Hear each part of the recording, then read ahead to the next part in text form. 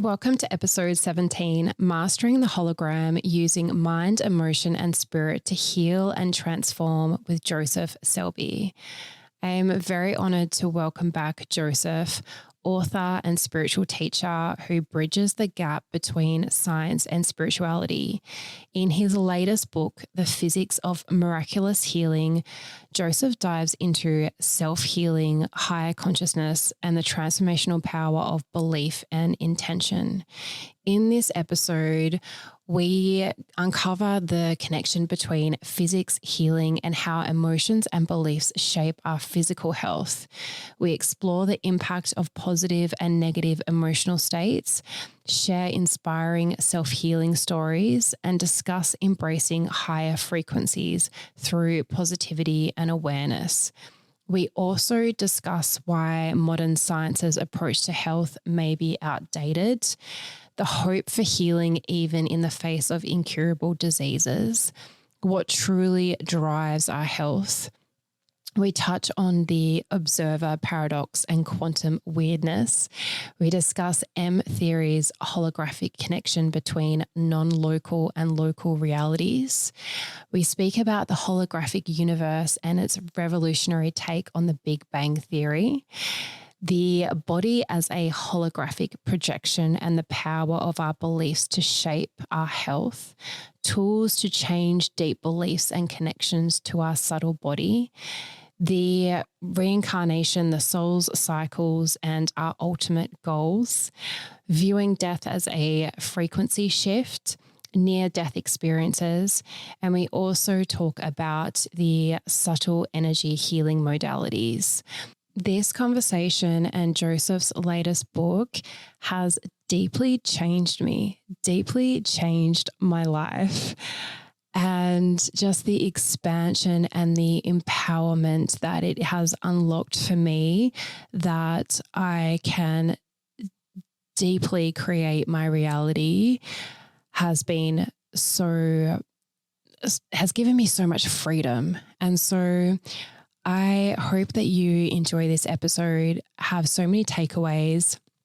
I really want to encourage you to read this latest book, and I'm going to be running a competition on Instagram when you share the latest reel of this episode, and also subscribe to Starbeing and send me a screenshot. You can get the chance to win 2 of my favorite books of his.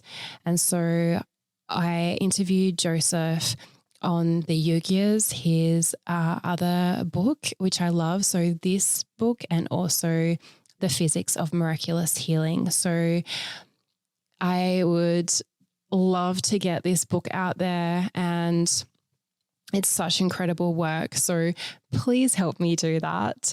And I hope you enjoy this episode. Welcome back to Starbeing, Joseph Selbie. Very excited to speak to you, especially about your new book, The Physics of Miraculous Healing, How Emotion, Mind, and Spirit Enable Unlimited Self-Healing. I think this is, with what I know about your work with the Yogias, this is perfect timing for this book to come out. But I would love to know your motivation behind writing it at this point. And I just feel this book needs to go far and wide. Well, thank you for that. My goal, my aim, my mission really in writing it was to give people a scientific foundation for why emotions and beliefs and connecting to spirit do actually deeply and strongly affect your physical body. Those 3 things, beliefs, emotions, connection to spirit, can seem, distant or intangible or ephemeral. And that way of viewing them really doesn't explain how they could have as much, or in fact, a lot more impact than a pill or surgery or any of the other healing modalities that people use to maintain their health. So I think once people understand from a scientific perspective, from the perspective of physics, how it's possible that they would be so powerful, it really makes people pay a lot more attention to those really, really essential parts of self-healing. Yes. And I feel this is what this book really does, Joseph. You go into the science, you go into some studies, some research, but then you also overlay like your other previous work as well does, the spiritual side of things. And I think so much of what is in this book echoes a lot of Ayurvedic concepts, and also what science is now just catching up with in terms of spiritual. When I was reading this, I kept thinking about my Ayurvedic teacher, and it was in the last year of study. And at this point, we were so attuned to the power of Ayurveda, Indian medicine, and what it could do for the physical body. But she said to us, if someone comes to you and they don't believe that this healing modality can work for them and they would prefer to go in a Western method, she said, they are better off going in that direction than being treated as an alternative method. And that blew my mind. But this is exactly what your work is referencing, that these beliefs that we have actually matter. And this is what, this ancient science is really saying as well. And so I'd love to know a little bit more about the emotions, the physical body, and just how strong those beliefs are. Because like I mentioned with this science, now the psychologists are only just grasping this concept of that trauma when you are younger can really impact the physical body as well. So I think tying that into beliefs and emotions is, incredible that you've been able to link this all in your work. Well, let me start with an amazing story, which you'll recognize as you've been reading the book, but for your listeners, it might kind of get their attention. It's a story about a man, Mr. Wright, who was in the hospital in the 60s, I believe it was 60s or 70s, with lymphoma. So his lungs were filled with fluid. He had tumors, visible tumors on his chest. He needed a oxygen input in order to survive. He was weak, gasping for breath. And his doctor and he both believed that absent anything else happening, he was going to die in just a matter of weeks. But he read an article while he was in the hospital that told him a chemotherapy treatment was going to be trialed in the very hospital that he was, called, the drug being trialed was called crebiazine, and it was for lymphoma. So he was very excited by this, had an enormous faith in the power of medicine to heal. So he begged his doctor, Dr. West, to include him in the trial because he wanted to be able to get in early with this treatment because he didn't have much time. Well, Dr. West was reluctant, actually, to bring him into the trial because, in a nutshell, he was too far gone. The people they were trying to help were in earlier stages of lymphoma. But he was so insistent that Dr. West finally decided that he'd go ahead and give him a dose of the drug along with the other people being trialed. So on a Friday, Dr. West injected him with cribiazine. And when he came back on Monday, Mr. Wright was up, energetic, clear-eyed. All the visible tumors disappeared. He had no fluid in his lungs. And 2 days later, he felt so good that he checked himself out of the hospital, flew himself home in his own plane. And as far as Dr. West was concerned, he was gone. But Dr. West was really puzzled by this in no small matter because none of the other patients who had received the drug had any benefit. But he just chalked it up to the unknowns of medicine. About a month later, Mr. Wright read another article about cribiazine, and that article said that cribiazine was proving ineffective for lymphoma. And this threw Mr. Wright into a depression, and within days, he was back in the hospital with the same conditions, lungs filled with fluid, visible tumors on his chest, gasping for breath, and at death's door. So this completely fascinated Dr. West, who decided to try something with Mr. Wright that today would probably be considered unethical, which is he told him, yes, while it is true that cribiazine, as you took it, is proving to be unreliable, there is a new and improved cribiazine, and it's coming to this hospital in a few days, and I'll be able to treat you with it. And Mr. Wright got, once again, very positive, enthusiastic about it. But in fact, there was no new and improved cribiazine, and Dr. West solemnly injected him with a saline solution. But the same thing happened. Even with a placebo, Mr. Wright became energetic, fluids drained out of his lungs, he lost all the tumors, and once again checked out of the hospital and went home.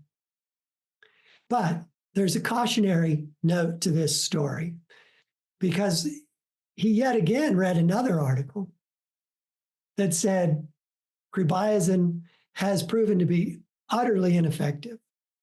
And the same thing happened. He went back into the hospital, but this time, in just a matter of a couple of days, he died. Mm.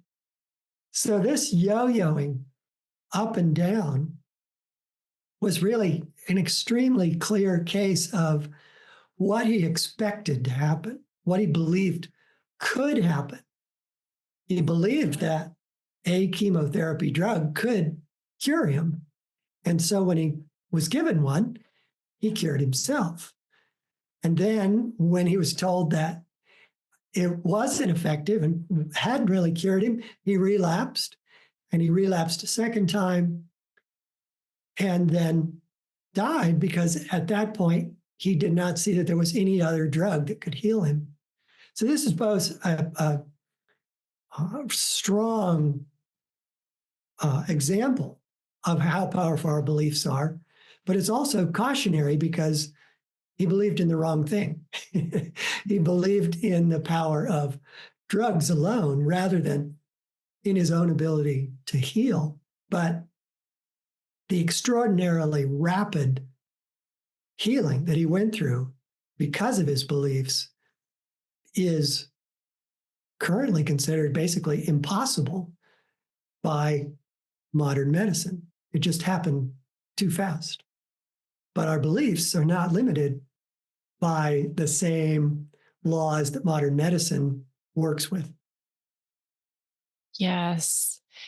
And this is why in Ayurveda, like our teacher was always very careful to say to us, when you're treating a client, never diagnose, never identify with a disease and never give timeframes. And you mentioned this in your book as well, because then that is setting up that belief that these are going to be my symptoms. This is going to be the trajectory. And this is why I struggle as well with conditions. And you mentioned in your book that are deemed by the Western medicine as incurable. And your work here, Joseph, really gives that hope and shines that light on another timeline, another opportunity of hope that it is possible. You can take your power back and you can heal the body with, your soul power. And so I feel that the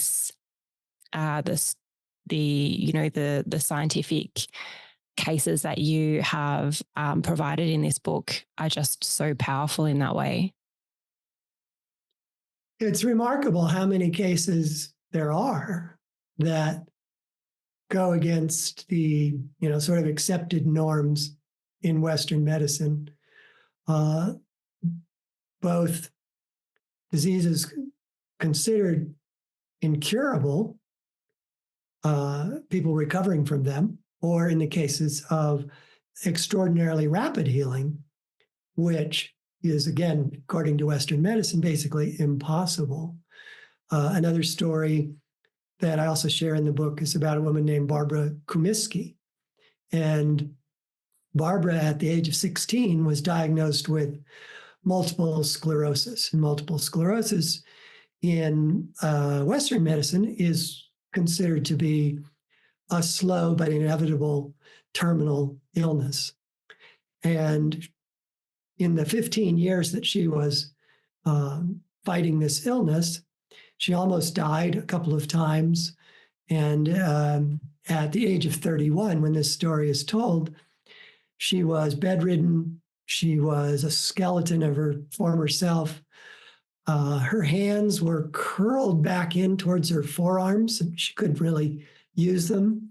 And her feet were curled up towards her shins. She needed oxygen to survive. She was incontinent.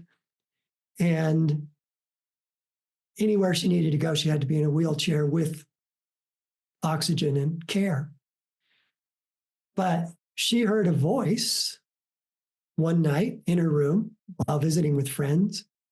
And the voice said, "Get up and walk." And she did. She stood up, and as she stood up, her body filled out, her hands straightened out, her feet straightened out. She was able to walk unaided into the living room of her parents' home, and she did a little ballet move that she hadn't done since she was 16. This happened in minutes in front of witnesses and was confirmed by a doctor the next day who had known her condition all this time. So there was really no question of a misdiagnosis. She clearly had MS with all its accompanying symptoms. And he confirmed the next day that there were no symptoms of MS anywhere in her body. So this is a confirmed example of not only healing from what's considered to be a terminal illness, but healing extraordinarily rapidly. Now, there's a deeper level to this story, which is really important, I think, for people to understand, is that her family and she were devout Christians, and that because she couldn't really do anything to help people or serve people, she found her way to praying for people. And not just a little bit. She prayed for people for hours a day. Hundreds of people she prayed for.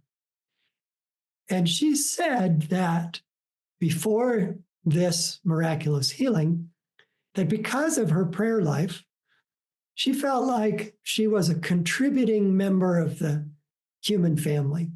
And that while she couldn't contribute, using her body and her hands and her legs, she could contribute in a meaningful way through prayer. And she felt whole and at peace with her condition and felt a deep connection to spirit through those prayers. And it's really to that she attributes this healing. And as she put it, I may not have deserved a healing like that, but nor did I deserve the illness. It's not a question of deserving it. It's tuning into your inner power, your inner connection to spirit, and being at peace, her emotions were uplifted, her beliefs were unlimited, and her connection to spirit was deep. And she experienced this healing. Now, it's rare, it's extraordinarily rare, that story. But again, another example of the fact that there is solid clinical evidence that these things can happen. But it also points to the deeper soul powers that we all are using. I think that is the most important thing for all of us to understand, is that the state of your body now, whether it's healthy or unhealthy, is 90% the result of your emotional life, your beliefs, and whether or not you're making that connection to spirit through your own soul nature. And only maybe 10 or 20% a result of the food you eat, exercise you have, pills you're taking. These other aspects of our innate nature are really what's driving our health. So when we're healthy, it's typically because our emotions are healthy and our beliefs are positive, and we have a feeling of connection to the world, if not specifically to spirit or God. We feel connected to others. We feel a part of a world in which we're happy to be in. You put all those together, and most people who have all those are healthy. Bernie Siegel, who wrote Love, Medicine, and Miracles, said, the simple truth is happy people don't get sick. Mm. So recognizing that is the starting point for us to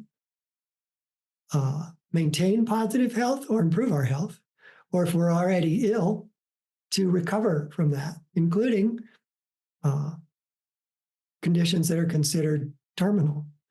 I tell a few stories from the lives of men and women who were diagnosed with terminal cancer, but who sort of broke away from the mindset of the doctors who were treating them and took charge of their own health, went to work on themselves. And they said it was by no means easy.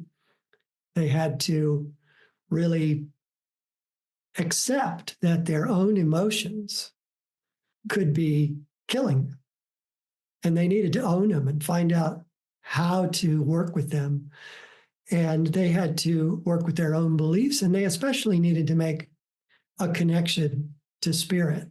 But when they are able to put all these together, they either extended their lives in a very positive way rather than eking out a few more months, undergoing harder and harder radiation or chemo treatments.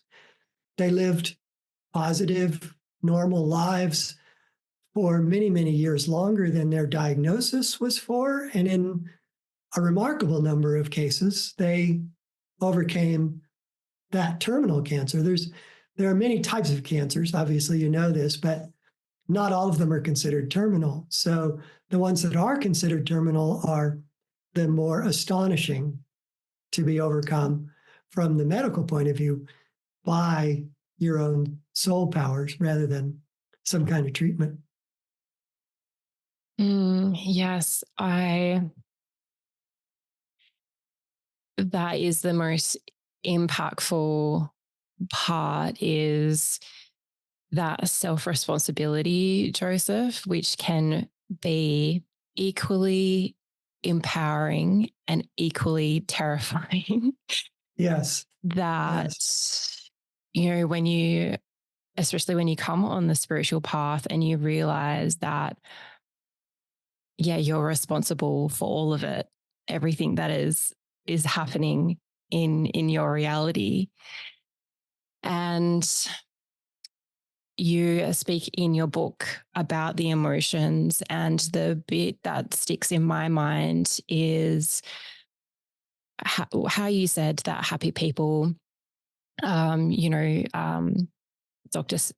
Siegel said that they don't get sick, but you mentioned that positive emotions are creating a higher life force within us.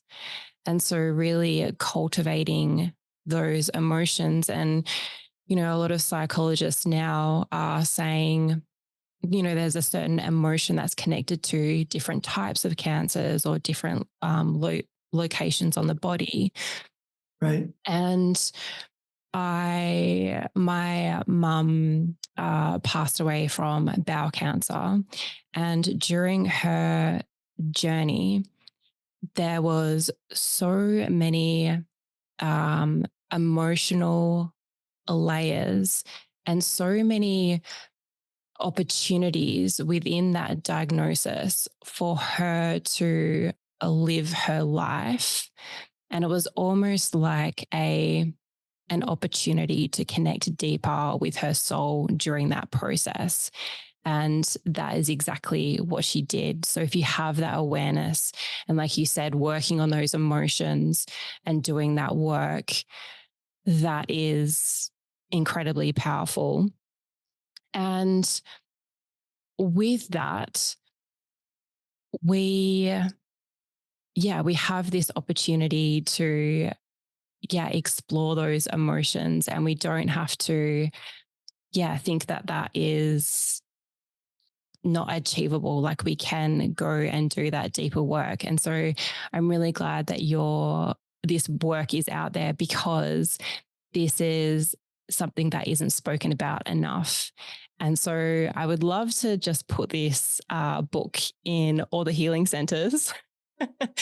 So people have this opportunity to know that the diagnosis isn't the end of the story necessarily. Like, there is that hope, that opportunity, that it can be an invitation for you to then connect deeper to your spirit, and have that opportunity. Yes. And to work on the beliefs as well. And in some ways, the physics of miraculous healing that I describe is really more to help people with believing that it's possible. I also offer various methods for working with emotions, but as you no doubt know, and most people know, there are hundreds of books, hundreds of approaches to working with emotions, to improving your emotional health.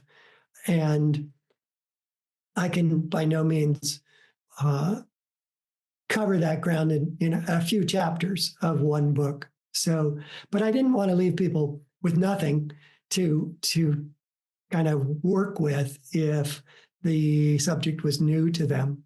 But it is important that people know you're not stuck with your emotions.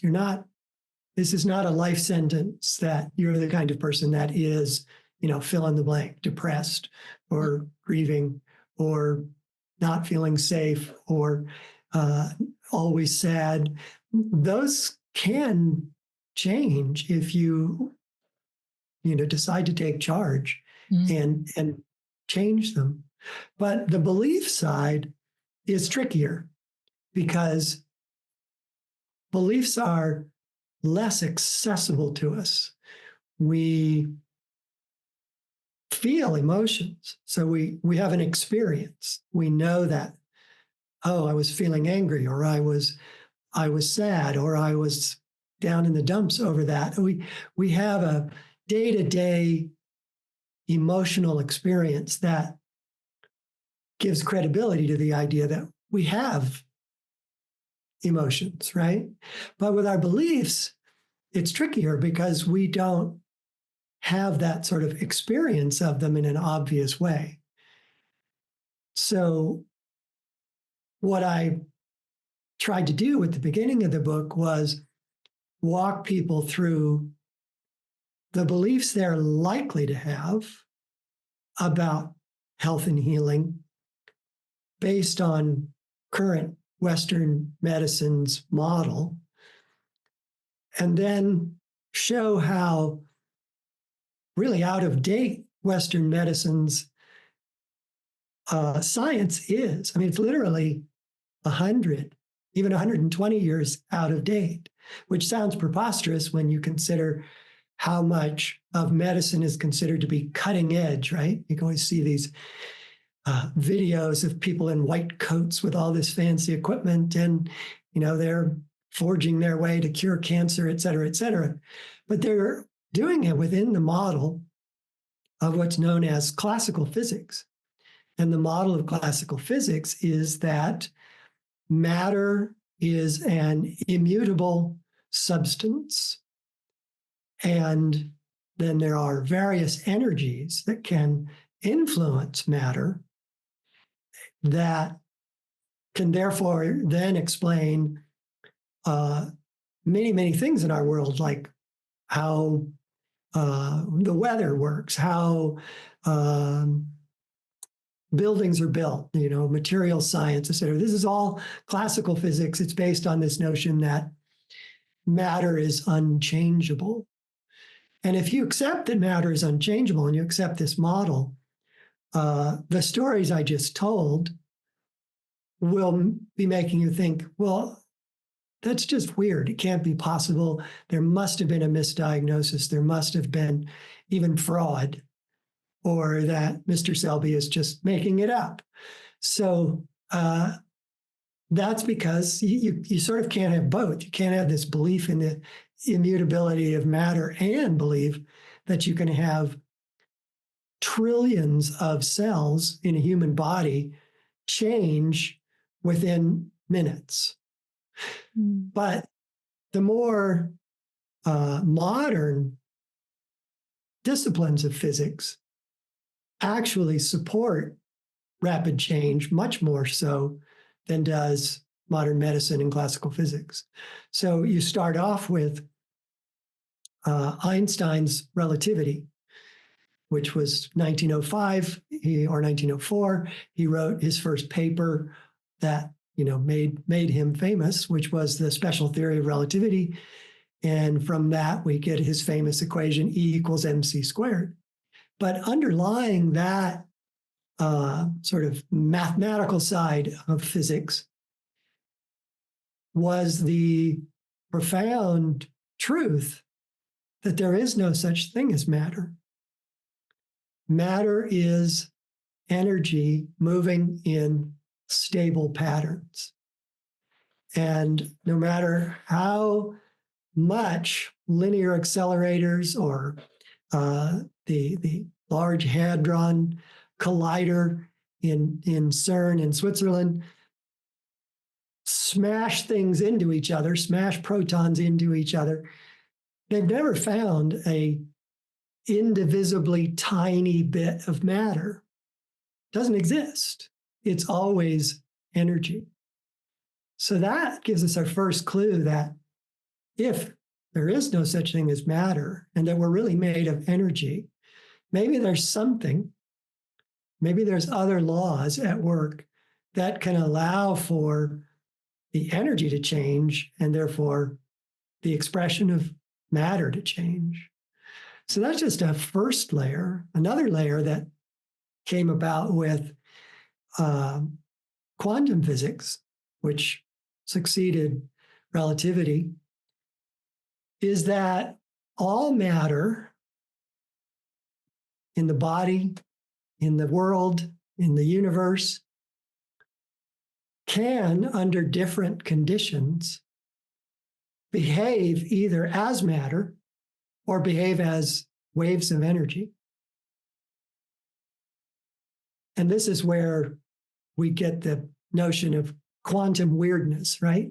It's weird because we just don't expect it. It's counterintuitive to us to think that seemingly solid matter, even if it is energy in stable patterns, could change back and forth like Jekyll and Hyde, and at one moment be behaving as matter and another moment be behaving as waves of energy. But that's what quantum physics discovered. And they discovered the observer paradox, which says that that energy, in fact, only behaves like matter when it's being observed or being measured, which is further confounding, right, of our sort of intuitive grasp, our sensory grasp of the world around us. And then deeper study in physics revealed that when that energy does behave as waves of energy, it's actually not even in the physical universe. It's in what's called non-locality. It's in a two-dimensional realm of pure energy. And then when the observation takes place, it emerges, if you will, from that space and forms three-dimensional matter in our known universe. The last piece of it, and I know I'm covering a lot of ground here fast, but all of these are critical, I think, to allow people to believe that rapid change is possible. So the last piece is that M theory, which is sort of the frontier discipline of physics these days. There are others, but M theory is perhaps the most accepted. In M theory, they posit that there is a holographic relationship that goes on between this non-local pure energy and our local time, space, and matter universe, and that the hologram for the holographic projection that is the physical universe resides in non-locality. And that without non-locality and without that information, without that film or that template that is that hologram, the physical universe couldn't exist. With it, it's continuously created. The entire physical universe is continuously created from this other realm. This is very different from what most people visualize when they think about how the universe was created, and that it was a big bang. And once the big bang was finished, gradually the universe evolved. But in that view, in that model of the physical reality that is the physical universe, the matter is always there ever since the Big Bang. It just is. But in M theory, the matter is being continuously created from this template. So this really flips our whole conception of the underpinnings of reality completely around. And this opens the door for us to embrace the really fundamental tenets of experiential spirituality, the many, many traditions from yoga to Sufism to Taoism to different kinds of more prayer-centered, meditation-centered Christian teachings. Pretty much all of them offer a model of reality that says, for us personally, we have a subtle energy body that resides in the astral regions or in the heavens, and that subtle energy body gives rise to our physical body, and that those two, the energy body and the physical body, are inextricably linked. That any change that takes place in the energy body is reflected immediately in the physical body. So this is a perfect congruence, perfect echo of M theory's notion that we have a hologram that is our body, our energy body, that is constantly holographically projecting our physical body. And when you appreciate this link between non-local, two-dimensional, spaceless, timeless, pure energy realm and your energy body there, what you can begin to appreciate and understand is, again, millennia-old teachings of spirituality, that as above, so below, that everything that is in a higher dimension is manifesting what it can in the lower dimension. And for us personally, it means however we change our energy body, that change in the energy body will be immediately reflected in the change of the physical body. And this, I think, gives us a framework, a model in which we can appreciate that if you have a strong negative emotion just reverberating through your body from something that just happened to you, that reverberation is going to be reflected in your physical body. Now, if you immediately fall back into a more habitual, even keel, so will your physical body. But if you're harboring long-term negative emotions, sadness, grief, despair, they will be shaping your energy body continuously. And your energy body will be reflecting that in the physical body. Now, you might not see it because most of what we are is not the surface, right? Most of what our physical bodies are composed of doesn't show to us with what our senses can reveal. But when X-rays are taken or fMRIs are done or many radiological techniques, what begins to be revealed is that you have problems with your liver. You have incipient kidney failure. You have real problems that, because you hadn't seen them, you didn't necessarily notice, but because you've been harboring these negative emotions for years to decades, you were gradually creating a less and less healthy body until it becomes critical and that body can't function.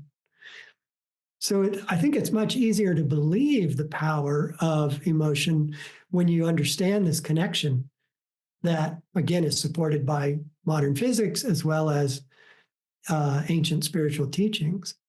And I think it makes most of us pay a lot more attention to our emotions because they are a great determinant of our health.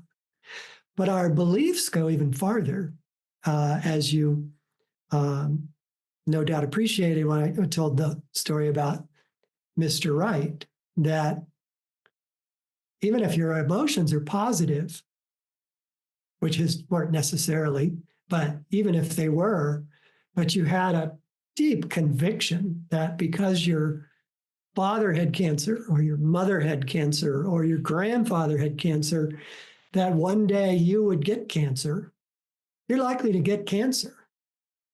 So your beliefs have a more immediate kind of power to shape that energy body even than do your emotions. So shifting your beliefs is a little more challenging to do than working with your emotions. And working with your emotions is challenging enough. But I think where you have the best results for changing your beliefs is by embracing experiential spiritual techniques, principle of which is meditation. It's meditation begins with calming you and it feels good and you like it.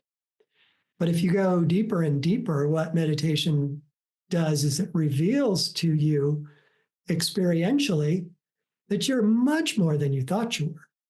It reveals to you experientially that there's a whole world of joy and love and energy right within yourself that you can tap into more and more and more deeply. And I think this fundamentally shifts your beliefs away from you being this material thing that can get this outside disease over which you have no control. And it's just a matter of genetics or exposure to carcinogens or other things like that. And that you're just a helpless victim of it.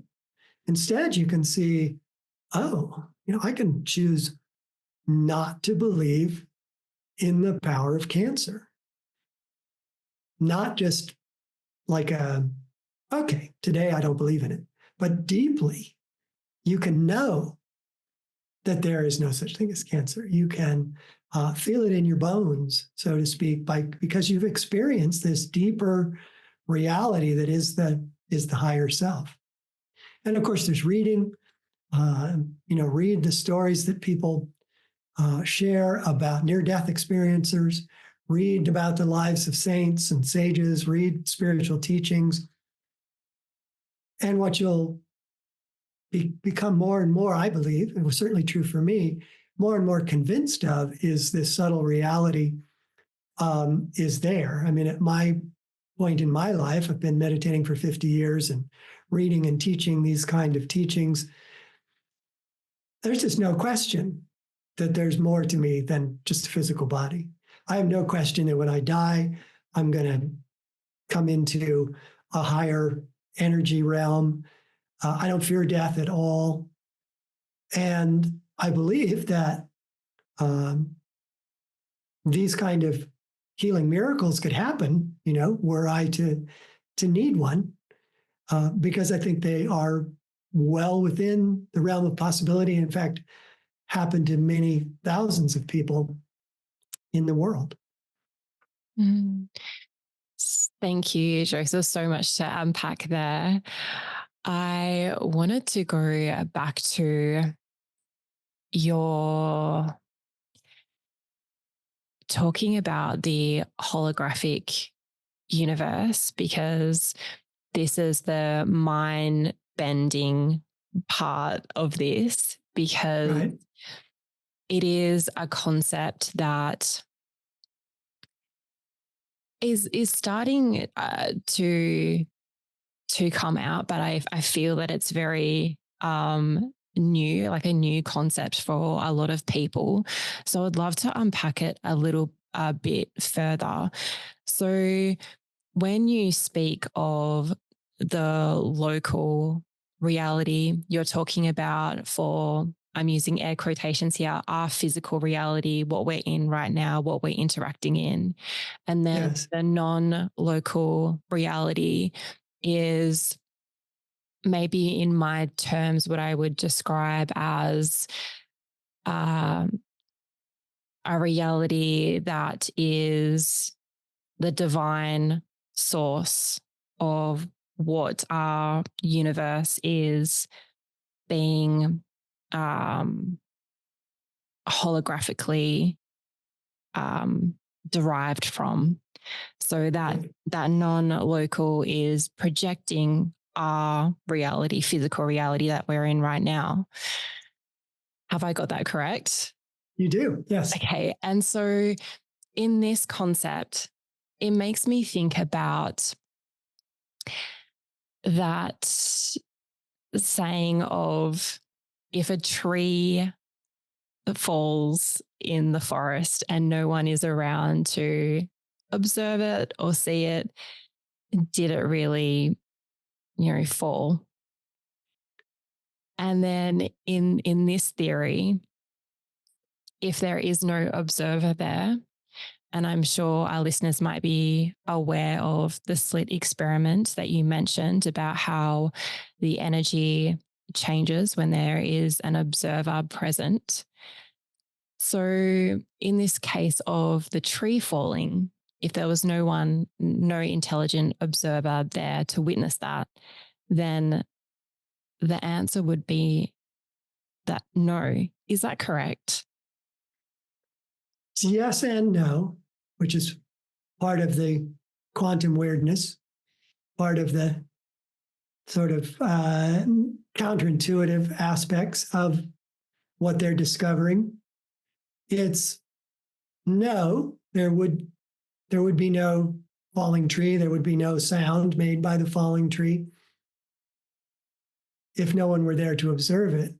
But the answer is yes, if you think of that tree falling as being part of a hologram movie that is running in non-locality. And the reason why that's a good way to think about it is that the next time someone is walking in that forest, they will see that a tree had fallen. So that projection included the tree falling and the fallen tree.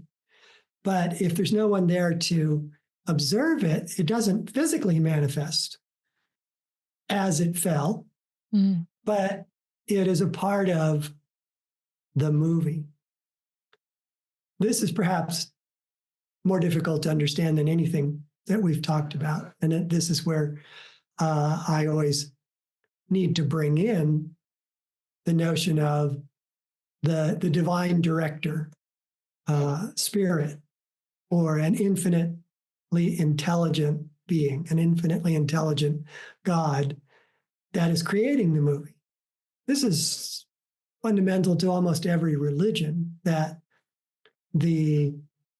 what we experience, both through the senses and what we experience internally, of some sort of deeper reality, is all the created cosmos of divinity. And it's intelligently created, it's intelligently ordered. And this entire movie of creation is springing from the infinite intelligence of the Creator, the infinite intelligence of spirit. And that we share in that intelligence. It's where we get our intelligence. And in fact, as we become more realized, more aware of our soul nature, we often also become more intelligent. We also become more loving. We also become more energetic. It's not the only aspect of divine communion, the only result of divine communion, but it is one of them, because in a way, it's not so much that we're experiencing something that isn't us. It's just that we're waking up to what we are already. In the Indian teachings, they define spirit, they define the infinite as infinite being, infinite awareness, and infinite joy. That is the essence of spirit. And therefore, that's our essence.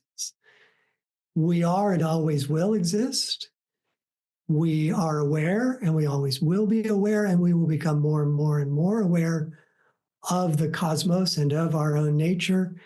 And we are eternally, deeply, ever newly joyful, because that is who and what we really are. We're so much more than we know now. Mm. We're just getting started.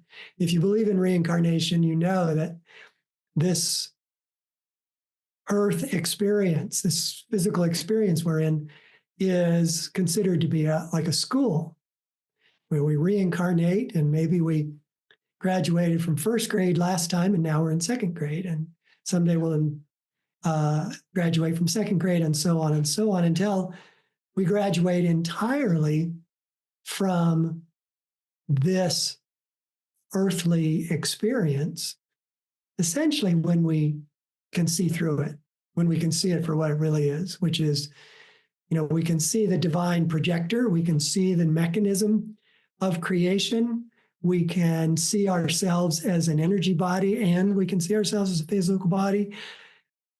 And we gain control over the physical body to the extent that we can go way deep in meditation, go into breathlessness, heart rate stops. These are the feats of advanced sages, yogis, adepts, that indicates that they're almost ready to graduate completely from this world. But then you begin to live in more subtle realms in which you continue to grow until you become one with everything. Yes. And this makes me come back to your thought of in death, and you describe in your book as the death process being just a change in frequency. And so this idea that this reality as a hologram of that divine projection that you mentioned, and that there is this, which a lot of the different spiritual teachings allude to, is the different levels of realities existing within this hologram, and that in that death process, it is just that change in frequency. And you mention in your book that theory of the brain theory.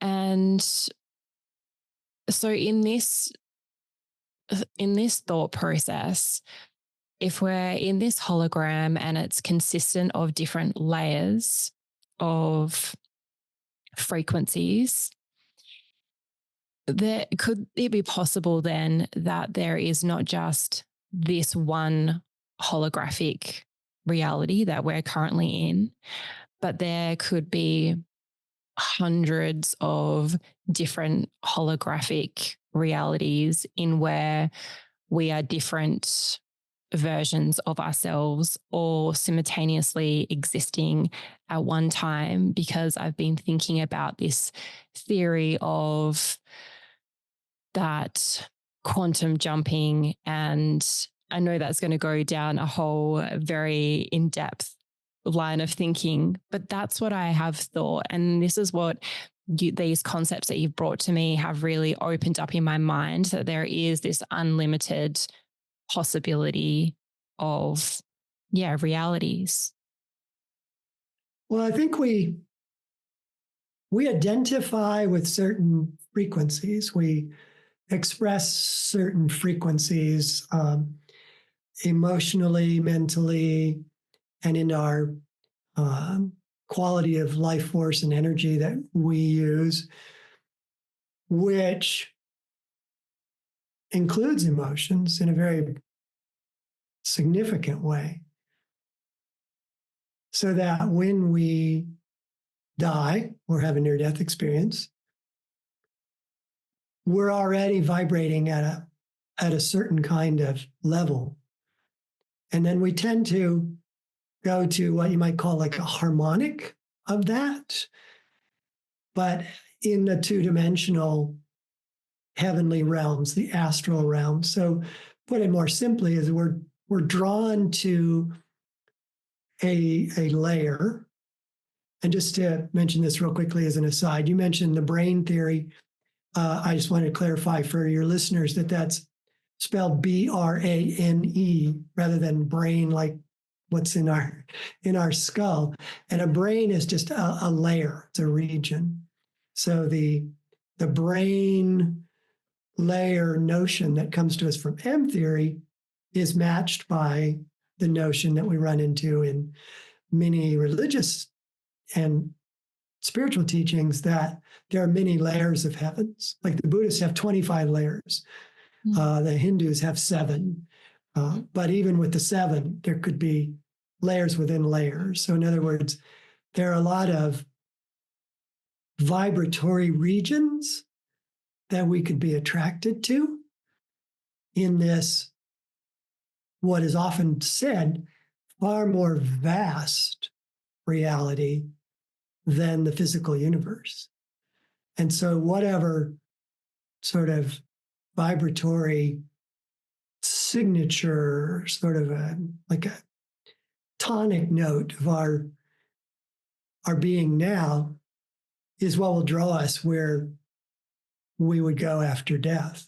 Now, even after death, according to near-death experiencers, you can decide for your own personal reasons, curiosity, sense of service.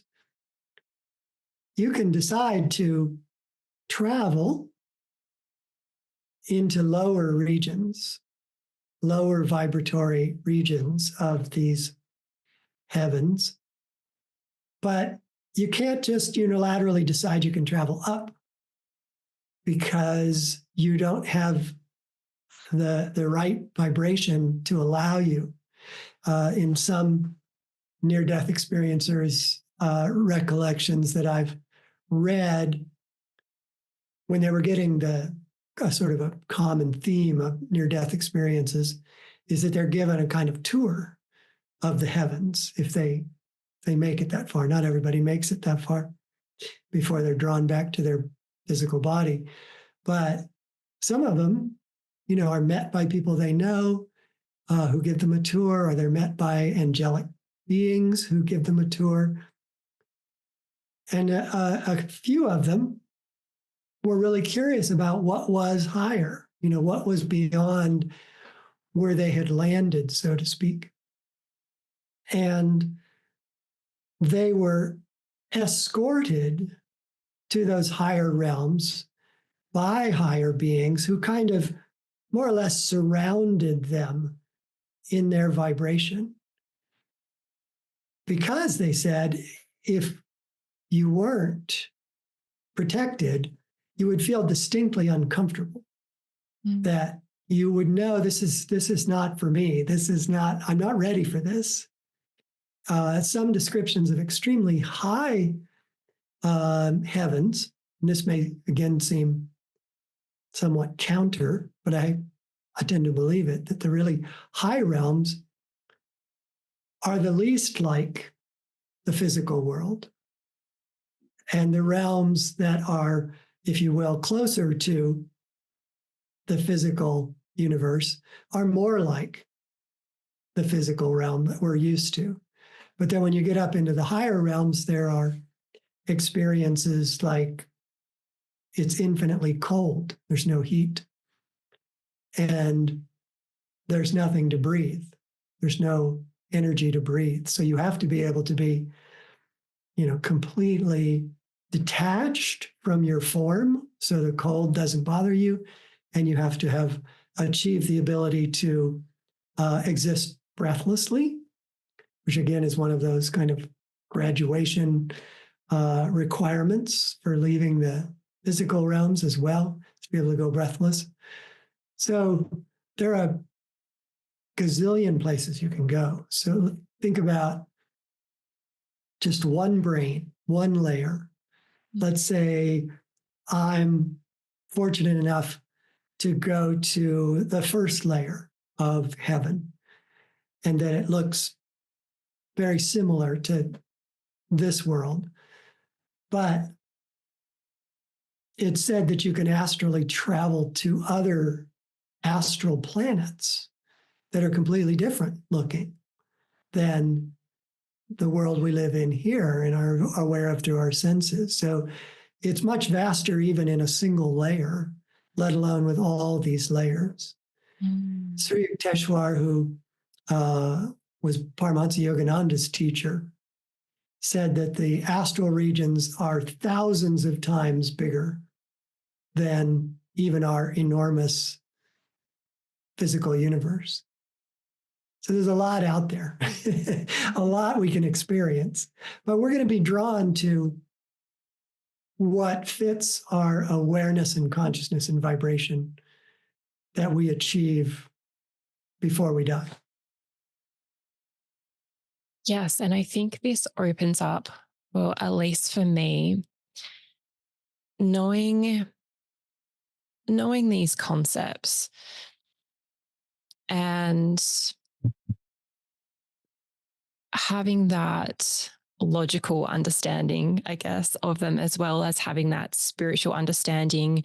You mentioned meditation. And for me, it's almost as though having this meditation practice to remember that you're spirit, because it is so easy just to get caught up in, this physical reality. So coming back to that, we are connected. What it opens up for me is knowing this logically, that, we're this hologram and this projection, and how can we use this information to progress on our soul evolution path? Is it, like you mentioned, just having that awareness, having that understanding that we are in this reality, but there is something bigger? So we see, the film and we see the director. Is that part of the power of understanding these concepts, to be able to see through the Maya, see through the matrix for what it is? I think understanding it opens the door for us to try to shift our awareness to it. I mean, a lot of these things are confounding, but they're also instructive. We already are what we ultimately will experience. We are infinite souls, full of infinite joy, wisdom, love, infinite being, infinite awareness. We already are all that, but we have kind of gotten amnesia, spiritual amnesia.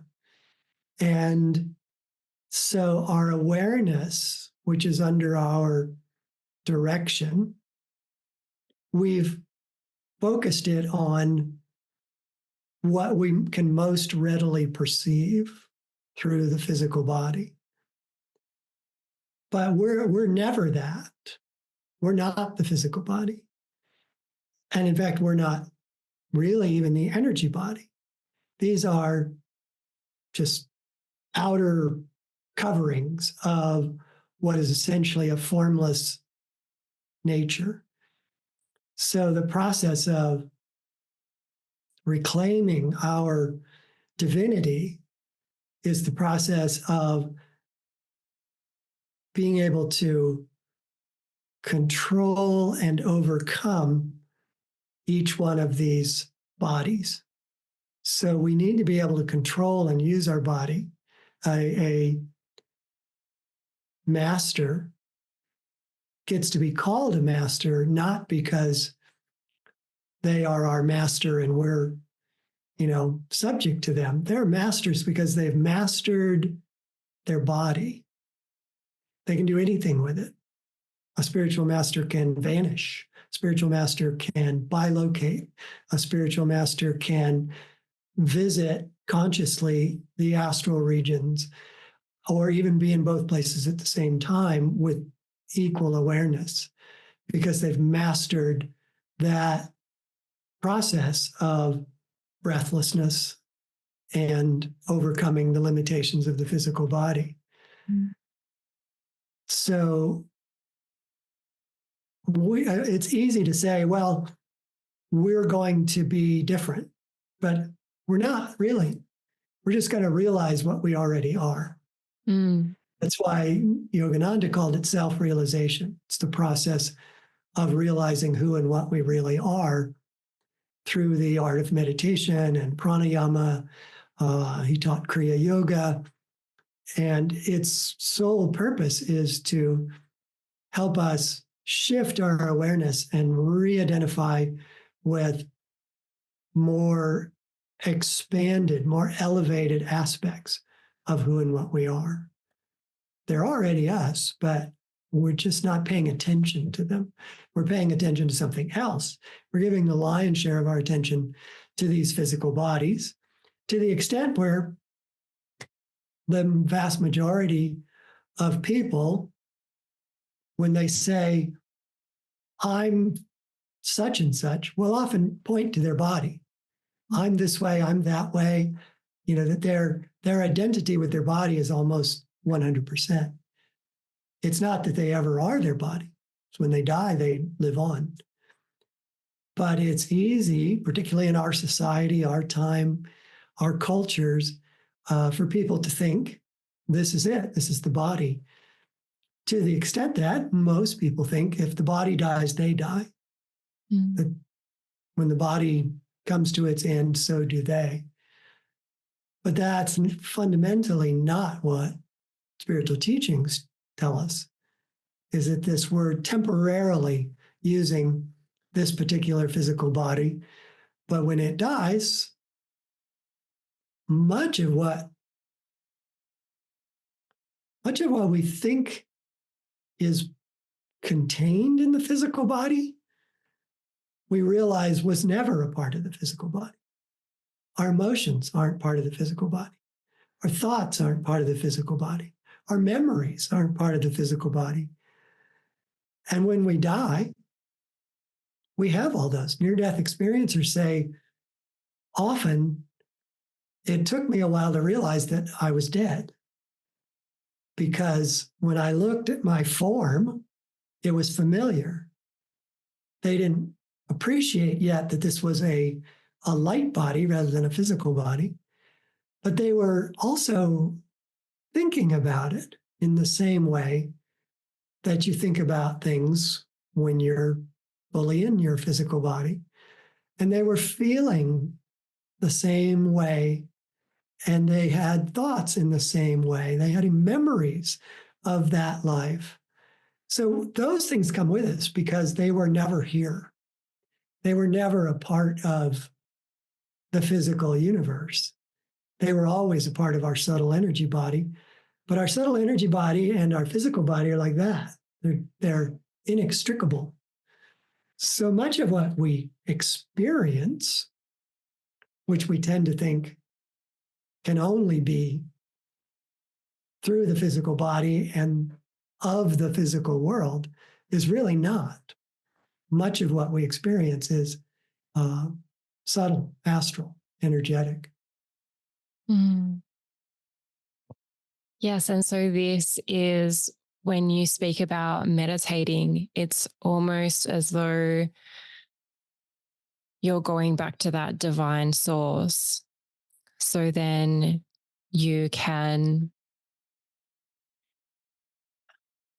reintegrate I don't want to say pristine holograph, but almost connecting to that whole energy, that is that, I guess that, could you say the higher vibrational self that you're connecting to, that we can bring into this reality? Yeah. So your energy body is a purer, more expansive, bigger, if you want to think of it in those terms, finer instrument through which you can experience. And it affords you a an experiential perception of part of what makes you much more than you know. But even that is just one step closer to becoming infinite, becoming bodiless, becoming formless, becoming pure thought, energy, love, joy. And that is ultimately our highest nature. Mm. Thank you, Joseph. And I was just, this is such an expansive conversation. And just how you talk about these beliefs that, and a lot of the religious teachings, and I was exposed to this when I was younger, that, in death, that's it. That's, you go back to the earth, and that is it. And I always tried, when I was younger, I tried to think about what not thinking about anything would be like, and it just it just blows your brain. And then obviously, as I grew up, I just became so fascinated by this concept, and it led me more down a spiritual path, and then really resonating and connecting to these teachings of, because I always felt that as a child, but in some of these religious teachings, you're told how you should think. And so it was really counterintuitive to what I knew within my soul, that I was eternal. I think that is such a beautiful concept to think about. And I have never thought about our emotions and our thoughts actually being connected to that, more of that non-local reality as well. So that feels really liberating. Well, we're multi-dimensional beings, if you want to think of it that way. We exist simultaneously in the physical realm and in the astral realm. Mm. In a very real sense, we're already there. We don't go anywhere when we die. We just start perceiving ourselves at a higher frequency level. And if you aren't dying, if you will, but can perceive yourself at a higher frequency level already, then it allows you to do things like astral travel. It allows you to directly perceive your energy body and perhaps work with it in ways that are not kind of once removed, trying to work through the physical body in order to work on the energy body. So it's always there for us. Without it, we die. I mean, without it, we would disappear. There would be nothing to hold together this astral projection, which is our physical body.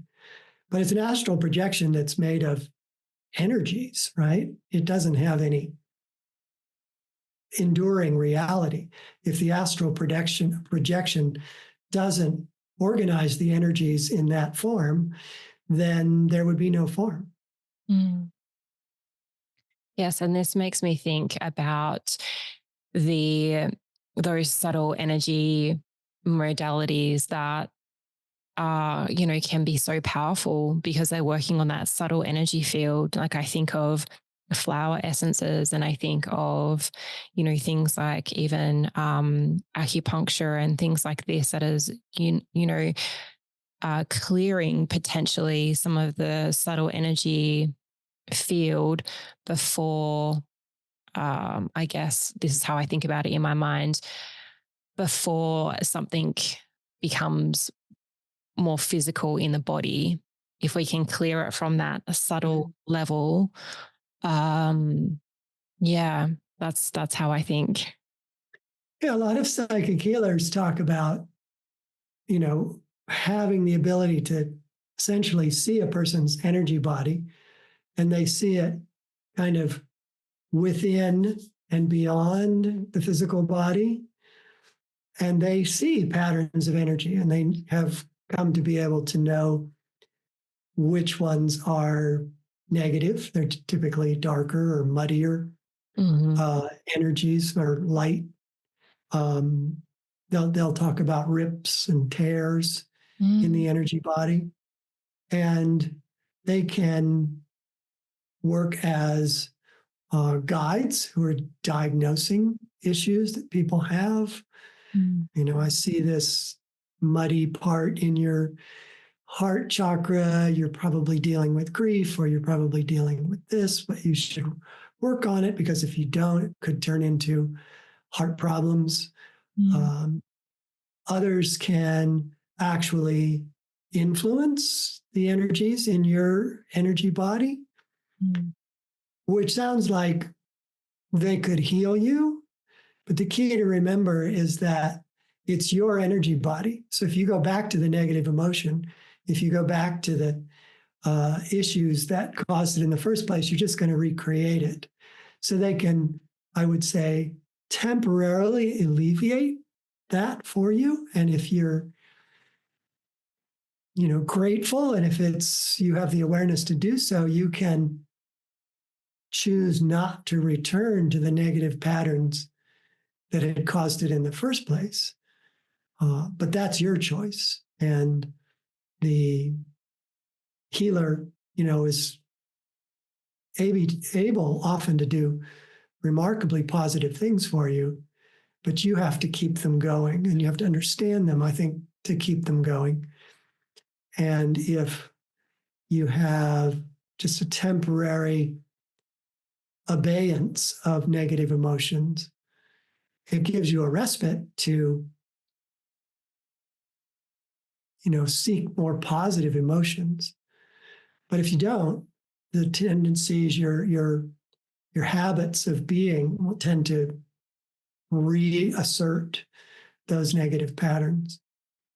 Yes, and I think that is so powerful. I remember many years ago, I was seeing a incredible acupuncturist, and I was in the thick of my corporate career at the time, and I used to be going to her weekly, and she stopped me and she said, "Tara, I can keep clearing the energetic field, but I'm just doing a quick fix until you change your life, until you change, what you're thinking." Exactly like you said, there's going to be no change, no long-term change. And so, yeah, I think that is really powerful that you mentioned this. And we can do so much. I mean, we can deliberately develop positive emotion. It's within our abilities. We don't have to look for conditions outside ourselves to which we can respond positively. We don't need, in a simple example, but a profound one, an important one, not necessarily an easy one. But if we can learn to love, we don't need to be loved to be whole. And if we can learn to dive into spirit and just become joy, become immersed in joy, we don't need outward things to make us happy. So it's the ball is in our court, and we have every ability we need to do these things, but we simply need to do them. We often need to not so much change our whole life, because I think one of the concerns people have is, well, I believe what you're saying about my emotions, I believe what you're saying about my beliefs, etc., but I like my life. I don't want to have to radically change it, or, abandon my family or anything. And it's really a misunderstanding of what interchange is. Interchange is really about how you experience your life, not your life itself. So the real change is finding peace and calmness through meditation or other practices, through prayer, through connecting to spirit, through getting more energy, getting more energized. Yogananda said that joy and energy go hand in hand, that the more energy is flowing through us, the more joyful we will feel. All of these things, if they happen within a life that doesn't change at all outwardly, will be for us a profoundly different experience. Mm. Now, your life may well change, and you may welcome that change, but that's not what it's about. It's really getting away from thinking you have to change what's outside yourself in order to find happiness, or in order to experience love, or in order to feel joy. You don't. It's the habit of expecting it to come from outside that is really, to a large degree, preventing you from experiencing it. Because no one's outer life is perfectly able to make them happy, right? Something always comes up, or you get bored with things, or the person that you loved stops loving you, or whatever it is. You can't rationally, reasonably expect that the life you've created around you, and it's not to say you shouldn't try to create the best life around you that you can, but to expect that it's always going to go well is going to cause you to kind of go up and down with it, rather than being able to stay comfortably centered in peace and happiness, regardless of what's going on outside yourself. And that too, that is accessible to everyone. Yes, thank you, Joseph. That is exactly where I am on my path at the moment. Really, focusing on that inner world and having that stability. Is something that I'm really, really, really focusing on in my journey right now. So thank you. That's why I think that, in the Christian teachings, we have the dictum, it's better to give than to receive. And a lot of people take that as kind of, well, I've got to suffer. I've got to just give everything I have to other people to help them. But really what it is that if you give love, you get love. Yeah. If you help people experience happiness and joy, you feel happiness and joy. The payoff of giving, rather than waiting to receive, is that you always have what you want. You always have abundance. So it's far better to give than receive, because you're essentially taking control of life rather than waiting passively. Mm. Thank you so much, Joseph. Thank you for your time. Thank you for your wisdom. Thank you for this incredible book. I am selfishly manifesting that you come to Australia. So I'm putting that Hey, out. keep it up. I'm willing to be swept there on your magnetism. And is there anything that you would like to leave with the listeners? Anything that you feel we should have covered that we didn't? I just want to, I'll put in the show notes this book and how to contact you, Joseph. But if there's anything else you would like to say.